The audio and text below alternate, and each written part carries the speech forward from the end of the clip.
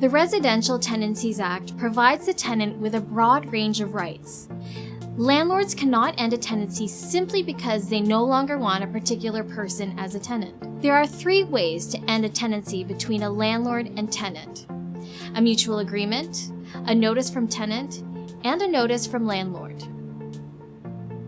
The first and most amicable way to end a tenancy is for the landlord and tenant to mutually agree to call it a day. The termination date can be any date the parties agree on as long as it is properly documented in writing. The second way a tenancy may be ended is for the tenant to give the landlord written notice. The type of tenancy will dictate the amount of notice the landlord should be provided. Weekly tenancies require at least 28 days notice. Monthly tenancies require at least 60 days notice, and fixed-term tenancies require at least 60 days notice.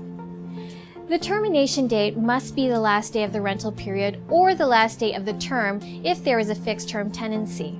All tenants have security of tenure, which means the landlord cannot end the tenancy unless they have a valid reason or ground defined by the Act. It is important to note that a tenant does not have to leave the rental unit until an order has been issued and they are removed by the enforcement office. There are 2 categories of termination: fault and no fault. Fault grounds are typically covered by notices of early termination, which may be given at any time during the tenancy.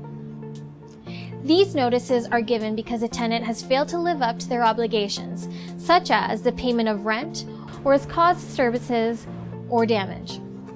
The tenant has the right to avoid termination by correcting the problem within a specific time frame. No-fault grounds typically require a longer notice of termination, and the notice end date must coincide with the end of the rental period, the last day of the lease, or expiration of the fixed-term agreement.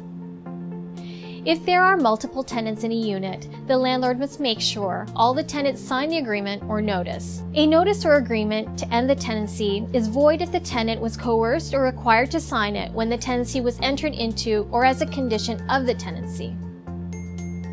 The third way to end a tenancy is by obtaining an order from the Landlord and Tenant Board.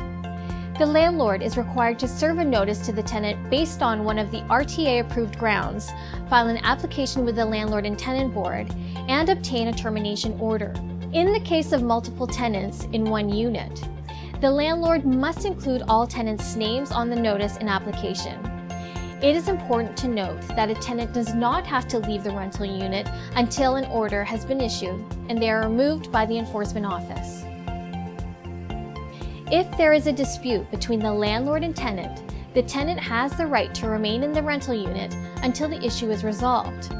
If the landlord and tenant are unable to resolve the issue between themselves, either party may apply to the Landlord and Tenant Board for a resolution. For more information on ending a tenancy, please visit www.landlordselfhelp.com.